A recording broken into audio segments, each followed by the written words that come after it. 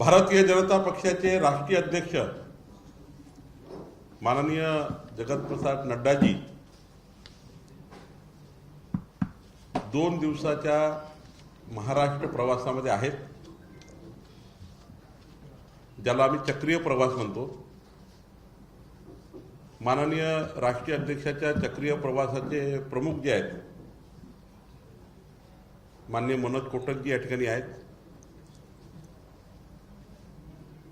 माननीय राष्ट्रीय अध्यक्षजी 17 तारखेला उद्या दुपारी मुंबईमध्ये येणार आहेत। मुंबईमध्ये भरगच्च कार्यक्रमाची रचना आणि योजना माननीय आशिषजींनी तयार केलेली आहे। 18 तारखेला दुपारी 1:30 वाजेपर्यंत सुद्धा मुंबईतल्या भरगच्च कार्यक्रमाची रचना माननीय आशिषजी आणि माननीय मनोजजी आणि संपूर्ण टीमने केली आहे। आपल्याला आशिषजी सांगतील। मुंबईतले कार्यक्रम परवा संपल्यानंतर माननीय राष्ट्रीय अध्यक्ष 3 वाजता पुण्याला येणार आहे। पुणे येथे 18 तारखेला सकाळी 11 वाजतापासून आमच्या 1200च्या वर जी प्रदेश कार्य समिती आहे, 1200 पदाधिकाऱ्यांची, माननीय आमदार खासदारासहित केंद्रीय मंत्री, राज्यातले मंत्री सहित 1200च्या वर जे पदाधिकारी कार्यकारिणी आहे, प्रदेश पदाधिकारी बैठक आहे, प्रदेश कार्य समिती आहे, ही 11ला सुरू होईल आणि माननीय राष्ट्रीय अध्यक्ष 3 वाजता येतील पुणे येथे आणि प्रदेश कार्य समितीचा समारोप करतील आणि साधारण प्रदेश कार्य समिती संपल्यावर माननीय राज्यातले आमदार खासदार यांच्या समवेत एक बैठक होईल आणि आमदार खासदार महोदयांची बैठक संपल्यावर माननीय केंद्रीय मंत्री आणि राज्यातले मंत्री अशी एक बैठक वेगळी होईल। असा 2 दिवसाचा प्रवास माननीय राष्ट्रीय अध्यक्षाचा आहे। माननीय आशिषजींनी आणि मनोजजींनी जी योजना तयार केली आहे मुंबई प्रवासातली, म्हणजे 17 दिवसभर आणि 18 दुपारपर्यंत, माननीय आशिषजी मांडतील।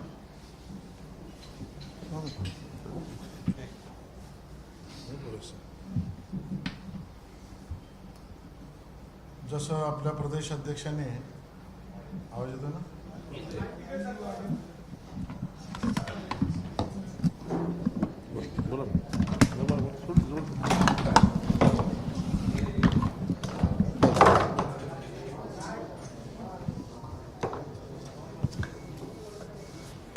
माननीय प्रदेश अध्यक्षांनी राष्ट्रीय अध्यक्षांच्या प्रवासाची संपूर्ण योजना आपल्यासमोर मांडली आणि जसं बावनकुळे साहेबांनी सांगितलं की केंद्रीय भारतीय जनता पक्षाचा हा ठरवूनचा प्रवास संपूर्ण देशातील सर्व राज्यांमध्ये काही दिवस ठरवून केला जातो आणि तो प्रवास करताना काही गोष्टी करणं ज्या अपेक्षित असतात त्याचाही निर्णय केंद्रीय भारतीय जनता पार्टीने केलेला आहे। त्या आधारावर उद्याला माननीय राष्ट्रीय अध्यक्ष नड्डा साहेब मुंबईत 11 वाजता त्यांचं आगमन होईल। त्यांच्या स्वागतानंतर आम्ही सगळेच जण एअरपोर्टवरून थेट त्या ठिकाणी आपण असलेल्या सायन पनवेल हायवे जवळच्या देवनारच्या इथल्या छत्रपती शिवाजी महाराज पूर्णाकृती पुतळ्याला अभिवादन करायला ते जातील। त्या ठिकाणी भव्य स्वागत आणि अभिवादनाचा कार्यक्रम झाल्यावर RBK hall, Ghatkopar Mankhurd link रोडवर, ज्या ठिकाणचे खासदार सन्माननीय मनोज कोटकजी आहेत, त्या ठिकाणी त्यांच्या लोकसभा क्षेत्रातील एका विधानसभेतील केंद्र सरकारच्या योजनांच्या लाभार्थ्यांबरोबर माननीय अध्यक्षाशी संवाद करतील आणि त्या लाभार्थ्यांबरोबर विविध योजनांचे ते लाभार्थी असतील। प्रयत्न आमचा असा आहे की ज्या सर्व योजनांचा लाभ मिळाला आहे त्यातल्या जास्तीत जास्त लाभार्थ्यांना त्या ठिकाणी आणावं आणि तो संवादाचा कार्यक्रम असेल ज्याचा एक फीडबॅक केंद्र सरकारपर्यंत पण जाईल. त्यानंतर रमाबाई आंबेडकर नगरमध्ये असलेला पूर्णाकृती भारतरत्न परमपूज्य डॉक्टर बाबासाहेब आंबेडकर यांच्या पुतळ्याचं अभिवादन त्या ठिकाणी बाबासाहेबांना अभिवादन आम्ही करू आणि तिथून रमाबाई आंबेडकर नगरमध्येच एका आमच्या दलित मित्र कार्यकर्त्याच्या घरी त्यांच्या भोजनाचा कार्यक्रम आम्ही करणार आहोत.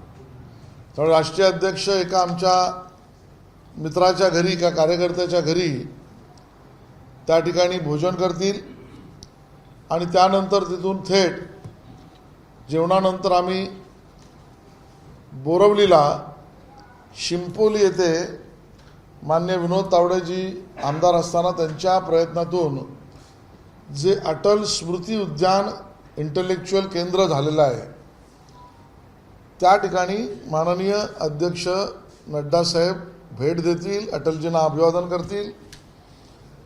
त्या केंद्रातच एक हॉलची व्यवस्था आहे ज्यामध्ये विविध समाजातील 51 लोकां इंटलेक्च्युअल्स, बुद्धिजीवी, प्रमुख नागरिक यांच्याबरोबर चहापानाचा कार्यक्रम माननीय नड्डा साहेबांचा असेल. तिथून 5-5:30च्या दरम्यान चारकोप विधानसभेचे आमचे आमदार योगेश सागर ज्यांच्याकडे मुंबईतील 50 प्रमुखाची सर्व व्यवस्था आहे, म्हणजे प्रत्येक पेजचा एक प्रमुख, ही व्यवस्था पूर्ण मुंबईमध्ये आम्ही करतो. देणाऱ्या महापालिका निवडणुका डोळ्यासमोर ठेवून त्याची आदर्श रचना एका वॉर्डमध्ये 50 प्रमुखाची कशी केली आहे, त्या 50 प्रमुख कार्यकर्त्यांबरोबर माननीय नड्डा साहेब त्यांना मार्गदर्शन करतील, त्यांच्याशी संवाद करतील.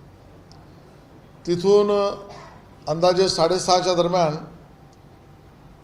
वेस्टर्न एक्सप्रेस हायवे, पश्चिम द्रुतगती महामार्गावर माननीय गोपाळ शेट्टीजींच्या प्रयत्नातून ज्या ठिकाणी स्पोर्ट्स ऑथॉरिटी ऑफ इंडियाचं केंद्र आहे त्या ठिकाणी माननीय अटलजींचा पूर्णाकृती पुतळा असल्याच्या ठिकाणी भेट देतील, त्या विकास कामाची पाहणी करतील आणि त्यानंतर डॉक्टर सोमा घोष या नामवंत अशा समाजातल्या आपल्या भगिनी त्यांच्या घरी चहापानाचा कार्यक्रम करण्यासाठी माननीय अध्यक्षजी जातील. तो कार्यक्रम संपल्यानंतर जवळजवळ 8च्या दरम्यान मुंबईत आम्ही एक जवळजवळ 52 विविध आघाड्या आणि मोर्चांची एक व्यवस्था उभी केली आहे आणि त्या सगळ्यामध्ये काम करणारे वेगवेगळ्या व्हर्टिकल्समधले प्रमुख कार्यकर्ते आहेत जे आघाड्यांमध्ये आणि मोर्चांमध्ये काम करतात. त्या जिल्हास्तरीय आघाड्या आणि मोर्चाच्या पदाधिकाऱ्यांचं संमेलन पार्ले पश्चिम येथे मुकेशभाई पटेल हॉलमध्ये त्या ठिकाणी त्यांच्याबरोबर मार्गदर्शनाचा कार्यक्रम माननीय अध्यक्षांचा होईल आणि तिथून जवळजवळ 9:30-10च्या दरम्यान सह्याद्रीला ते निवासस्थानाला जातील. त्यांच्याबरोबर मुंबईची जी कोअर कमिटी आहे भाजपची, त्याची मुंबई कोअर कमिटीची बैठक आणि भोजनाचा कार्यक्रम होईल. दुसऱ्या दिवशी म्हणजे 18 तारखेला सकाळी पुन्हा 8:30 वाजता राष्ट्रीय स्वयंसेवक संघाच्या कार्यालयाला संघ परिवारातील प्रमुख मुंबईतील कार्यकर्ता स्वयंसेवकांबरोबर भेट आणि चर्चा असा यशवंत भवन परेलला कार्यक्रम आहे. तिथून सिद्धिविनायक मंदिराचं दर्शन जवळजवळ 10-10:30च्या दरम्यान माननीय अध्यक्षजी घेतील आणि 10:30च्या दरम्यान रवींद्र नाट्य मंदिरामध्ये युवकांशी संवाद, स्किल डेव्हलपमेंटच्या माध्यमातून राज्य सरकार जे काम करत आहे आणि जी योजना माननीय आमचे मंत्री मंगलप्रभात दौडाजी करत आहेत त्या युवकांशी संवाद करण्याचा कार्यक्रम आणि मार्गदर्शनाचा कार्यक्रम हा रवींद्र नाट्य मंदिरला त्या ठिकाणी असेल. ते संपलं की जवळजवळ 11:30-11:45च्या दरम्यान दादर येथे सावरकर सदन जे आहे, ज्या ठिकाणी स्वतः स्वातंत्र्यवीर सावरकर यांचं निवासस्थान आहे, त्या ठिकाणी घरी त्यांच्या परिवारातील असलेल्या लोकांना माननीय अध्यक्ष भेटतील. छोटंसं त्या ठिकाणी म्युझियम घरातल्या लोकांनी केलं आहे. स्वातंत्र्यवीर सावरकरांच्या वापरलेल्या गोष्टींचं त्याची पाहणी करतील आणि मग विमानतळाकडे प्रस्थान करतील आणि विमानतळाजवळ अगोदरच माननीय राष्ट्रीय महामंत्री विनोद तावडेजींच्या घरी त्यांच्या भोजनाचा कार्यक्रम आहे। आणि जसं माननीय प्रदेश अध्यक्षांनी सांगितलं, इथून विमानाने डायरेक्ट पुण्याला गेल्यावर पुढच्या कार्यकारिणीच्या बैठकीमध्ये मार्गदर्शनाचा लाभ आम्हाला माननीय राष्ट्राध्यक्षांचा मिळेल। आणि जसं माननीय प्रदेश अध्यक्षांनी सांगितलं की आमदार खासदारांची एक बैठकही ती घेणार आहे। असा भरगच्च कार्यक्रम, त्याचं नियोजन आम्ही सगळ्यांनी मिळून केलं आहे। आपल्या सगळ्यांनाही निमंत्रण आहे आणि या माध्यमातून भारतीय जनता पक्षाच्या संघटनेच्या कामाला अगदी एका वॉर्डातल्या पन्ना प्रमुखापासून एका विधानसभेतल्या लाभार्थ्यांपर्यंत, राष्ट्रीय आपल्या नेतृत्वापासून महापुरुषांपर्यंत अशा सगळ्या भेटींचा हा भरगच्च कार्यक्रम आहे। आपल्या माहितीसाठी मी आपल्यासमोर ठेवला आहे।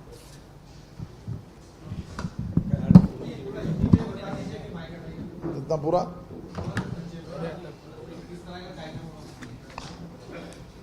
माननीय राष्ट्रीय अध्यक्ष जगत प्रकाश नड्डा जी का 1.5 दिन का 2 दिन का प्रवास जो केंद्रीय भारतीय जनता पार्टी की योजना से पूरे देश के सभी राज्यों में होता है, उस कड़ी में मुंबई और महाराष्ट्र में ये प्रवास 17 और 18 तारीख को है।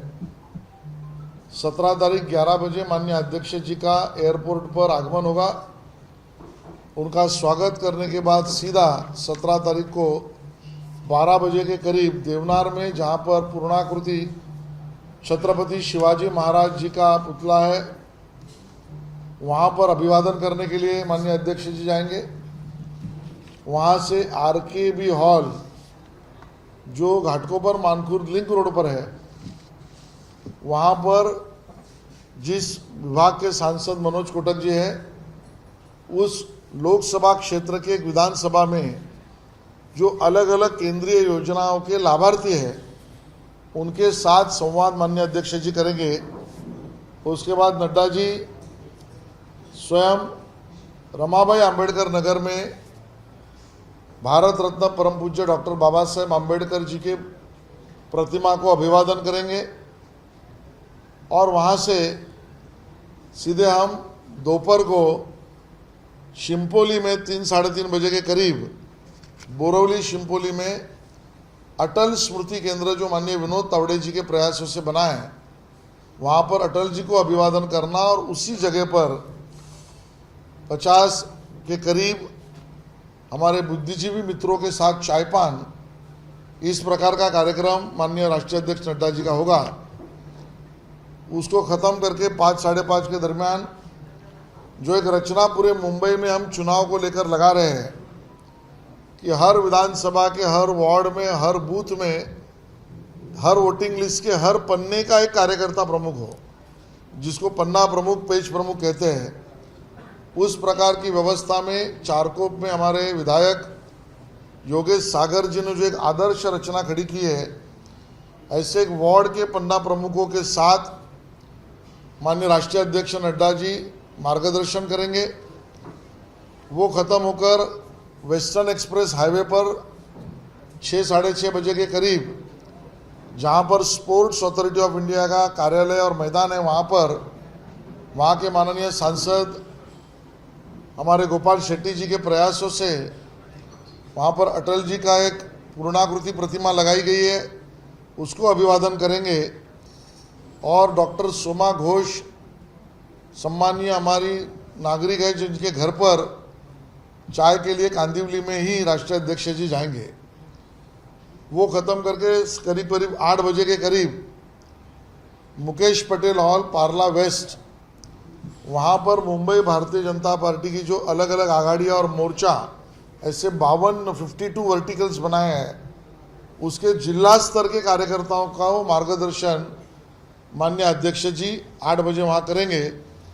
10 बजे सह्याद्री पर पहुंचकर मुंबई भारतीय जनता पार्टी की जो कोर कमेटी है, उसके साथ वार्तालाप और बैठक होगी।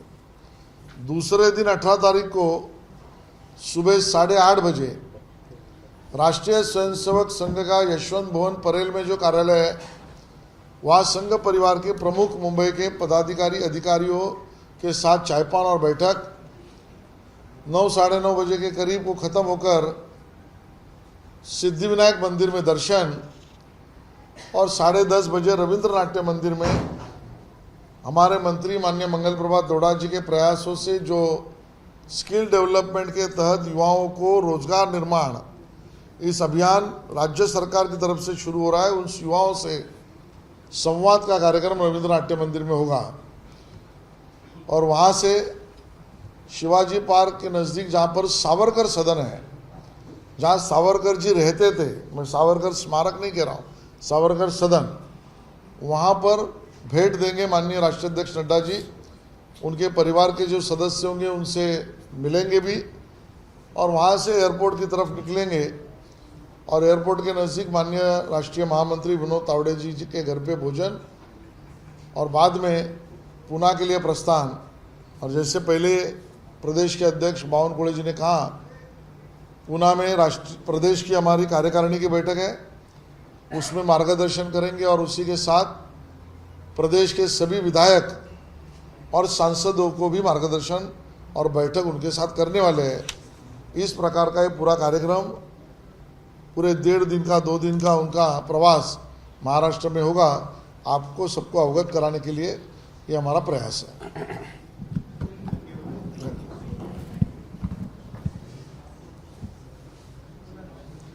चलो ठीक है। सर, इस तरह की तैयारियां लग रही हैं क्या? देवेंद्र जी ने जैसे कहा कि अपने ओवर में कारपोरेशन होंगे, तो क्या ये माना जाए कि भारतीय जनता पार्टी अब पूरी तरह से इलेक्शन मोड में आ गई है? ये हमारा संगठन का राष्ट्रीय लेवल पर जो चक्रीय प्रवास है अध्यक्ष जी का, जो 2 महीने पहले भी तय हुआ था, लेकिन कुछ कारणवश वो पोस्टपोन करना पड़ा। अभी वो प्रवास है, इसमें कोई महानगर पालिका, जिला पंचायत या फिर आने वाली विधानसभा लोकसभा का संबंध नहीं है, केवल एक संगठनात्मक प्रवास है। और ये हर 2 महीना बाद, हर 1 महीना बाद महाराष्ट्र में राष्ट्रीय अध्यक्ष जी प्रवास करेंगे। आपने देखा होगा पिछले बार चंद्रपुर और संभाजीनगर में भी प्रवास हुआ था। ऐसे ही प्रवास वो अनेक लोकसभा में करने वाले हैं। चक्रीय प्रवास का एक पार्ट है।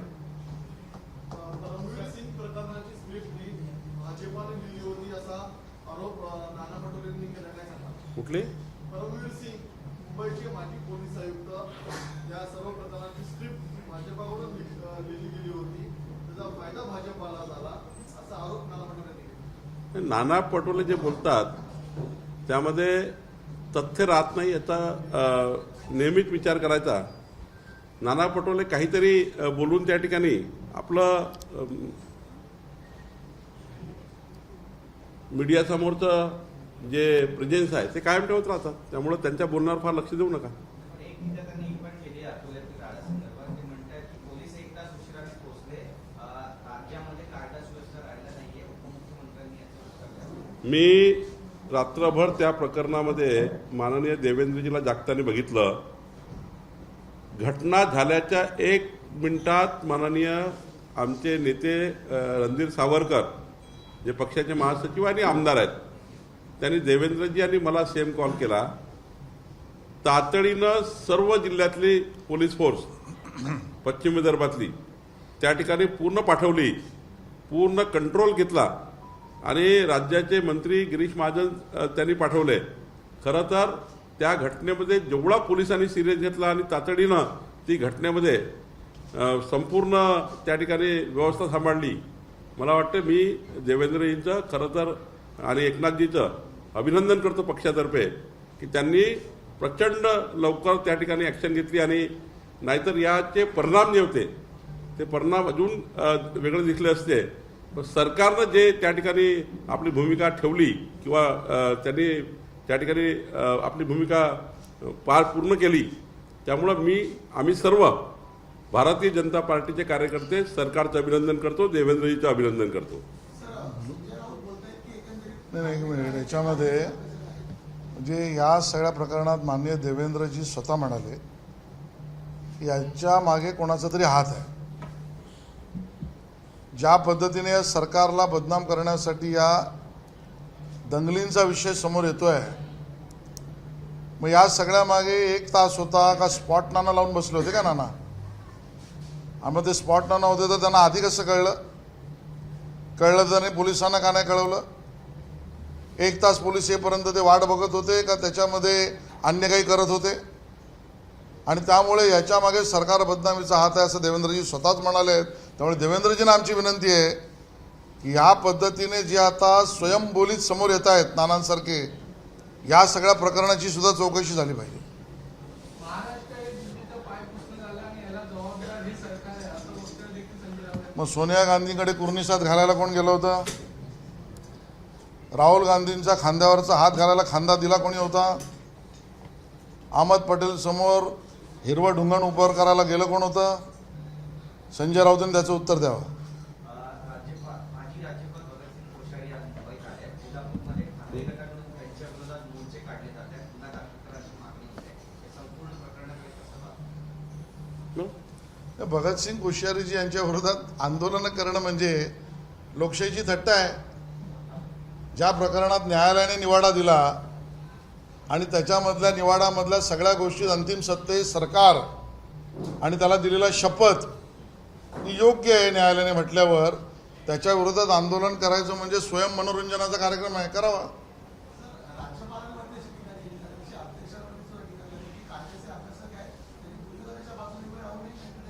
मी सकाळी म्हटलं संजय राऊत हे कंसाच्या भूमिकेत आहे आणि कंस स्वतःचं घर पहिलं खातो आणि मग दुसऱ्याचं, आणि त्यामुळे स्वतःचं घर तर त्यांनी खाल्लंच आहे, ते दुसऱ्याचंही खालतील. आणि म्हणून त्यांना आमचं एवढंच म्हणणं आहे की ह्या देशामध्ये तालिबानचं संविधान चालत नाही. या देशामध्ये परमपूज्य भारतरत्न डॉक्टर बाबासाहेब आंबेडकर यांचं संविधान चालतं. त्या संविधानाअंतर्गतल्या व्यवस्थेत न्यायालय, सर्वोच्च न्यायालय व्यवस्था आहेत त्या चालतात. त्याच्यावर भरोसा नसणं याचा अर्थ तालिबानी वृत्ती आहे. असे प्रकार त्यांनी करू नये. आमदार आणि नेत्यांचा पोपट म्हणून उल्लेख केला जातो. हां, आमदार आणि नेत्यांचा पोपट म्हणून उल्लेख केला जातो. आयुष्यभर जे पिंजऱ्यात बसलेत त्यांना दुसरे पोपटच दिसतील. त्रिम्बकेश्वर मामले में जितेंद्र आव्हाड ने कहा है कि किसके? जितेंद्र आव्हाड ने कौन से कहा मामले में? त्रिम्बकेश्वर मंदिर में घुसने के मामले में जितेंद्र आव्हाड ने कहा है कि ये सिर्फ मंदिर में नहीं घुसाएंगे, लोगों को भीमाशंकर की चोटी पर भी चढ़ाएंगे, ऐसा माहौल बनाया है यहाँ पर. उसको लेकर क्या कहेंगे आप? नहीं, जितेंद्र आव्हाड जी जिस प्रकार से त्र्यंबकेश्वर मंदिर के बारे में कह रहे हैं ना, वो एक प्रकार का मैं निषेध व्यक्त करता हूँ. इस प्रकार से बातें करके यही जो अकोला में हो रहा है ना, ऐसे ही इन स्टेटमेंट से ऐसे ही स्टेटमेंट खड़े करके महाराष्ट्र को अशांत करने का काम जितेंद्र आव्हाड जी ने फिर दोबारा किया है. और इसका परिणाम जो होता है ये ऐसे अकोला की घटना में होता है. तो ये महाविकास आघाड़ी के नेता जानबूझकर ऐसे ही त्र्यंबकेश्वर को लेकर, भीमाशंकर जी को लेकर ये जो बातें करते हैं, और इस वजह से एक समाज को, एक समुदाय को जिस प्रकार से प्रोत्साहन मिलता है, उस वजह से ही यहाँ महाराष्ट्र में अशांति का वातावरण हो रहा है. इसके लिए वही जवाबदार रहेंगे.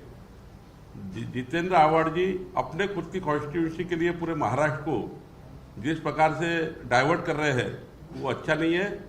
और इसकी गंभीर जो है दखल राज्य सरकार ने लेनी चाहिए. सर, महाराष्ट्र के जिलों में जो सांप्रदायिक दंगे हो रहे हैं उसके पीछे सिर्फ हाथ है कि घड़ी और मसाला भी है? नहीं, यही है ना, मैं बार बार कह रहा हूँ कि जिस प्रकार से जितेंद्र आव्हाड जैसे लोग, जिस प्रकार से संजय राउत जैसे लोग महाराष्ट्र को अशांत करना चाहते हैं और सांप्रदायिक विषय को लेकर और सारे धार्मिक विषयों को लेकर सवेरे से बातें करते हैं. पिछले बार भी जितेंद्र आव्हाड जी ने ऐसा एक स्टेटमेंट किया था जिसमें बहुत बड़ी भावना बिगड़ने की शक्यता थी, लेकिन संभाल लिया गया. इस प्रकार से अगर कोई करता है तो सरकार ने ऐसे जो राजनीतिक लोग हैं जो महाराष्ट्र को, सारे धर्म को एक में के सामने लाना चाहते हैं, इनके ऊपर नजर रखनी चाहिए और इनके ऊपर कार्रवाई करनी चाहिए.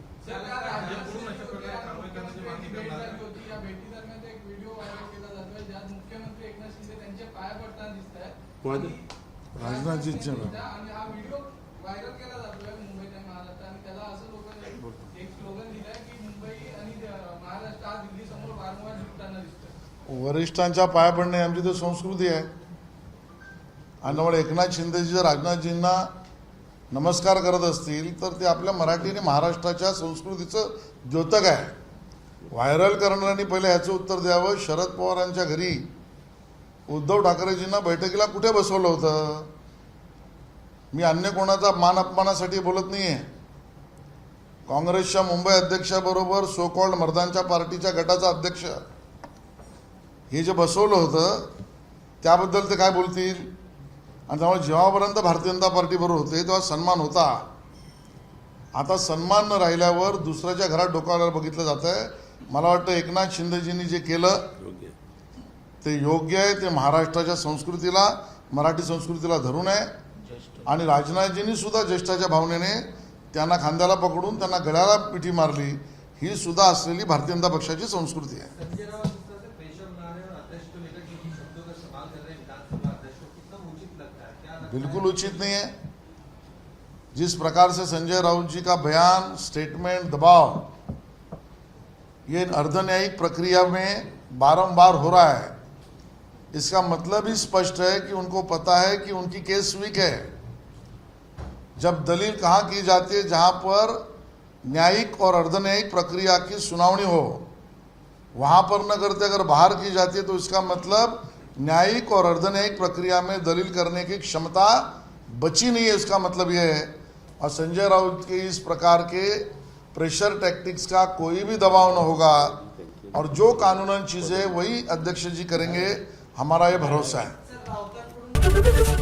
एबीपी माझा, उघडा डोळे बघा नीट.